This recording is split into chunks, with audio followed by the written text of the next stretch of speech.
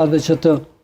ofrojnë mbështetjen profesionale më të mirë të mundshme. Mirë, po në rastin konkret, besoj që avokatët të cilët kanë ofruar mbështetjen juridike lidhur me këtë akt akuzë janë avokatët të cilët kanë një përvojë tepër të madhe dhe nuk kanë lënë asnjë detaj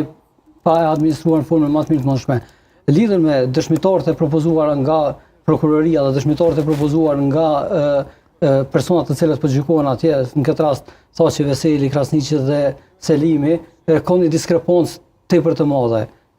Prokuroria ka propozuar rreth 267 dëshmitar, duke përfshi edhe personat edhe dëshmitarët të cilët nuk janë dëgjuar para trupit gjykues, vetëm janë deklaruar, mirë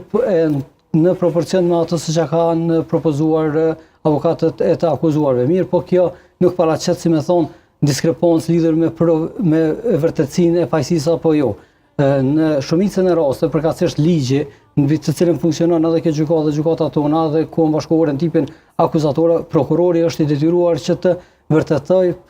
fajësinë e secilit person të akuzuar. Pra, të ngrej dyshimin e bazuar mirë lidhur me veprën penale për cilën po akuzon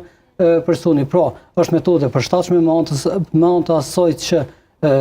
trupi e avokatëve të cilët kanë mbrojtur këta të akuzuar nuk kanë paraqitur numër të madh të dëshmitarëve, sa mandej vetëm kanë mujtë që të hapin diskrepanca mes propozime përkatësisht dëshmitarëve të ndryshëm që kanë mujtë të ballafaqohen njëri me tjetrin. Dëshmitarët të cilët i kanë propozuar mbrojtja e Thaçit konkretisht janë dëshmitarë me emra tepër të rëndësishëm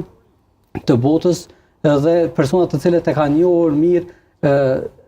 të akuzuarit dhe territorin e Kosovës përkatësisht zhvillimet dhe periudhën e luftës në Kosovë. Janë persona të cilët kanë argumentuar formën edhe mënyrën më të mirë të mundshme për kompetencat dhe gjithçka tjetër që kanë pasur këta në atë luftë, duke ditë se ushtria slimtare e Kosovës nuk ka qenë një ushtri organizuar me pagesa, me gjithçka tjetër, ka qenë një forcë qytetare, ku secili prej qytetarëve që ka pas moshën, kurajën dhe gjithçka tjetër ka marrë një armë dhe ka dalë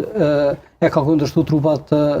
serbe. Pra, organizimi dhe gjithçka tjetër, mandej është edhe një fakt shumë interesant lidhur me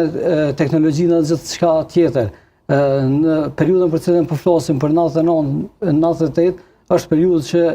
kena pas një shkputje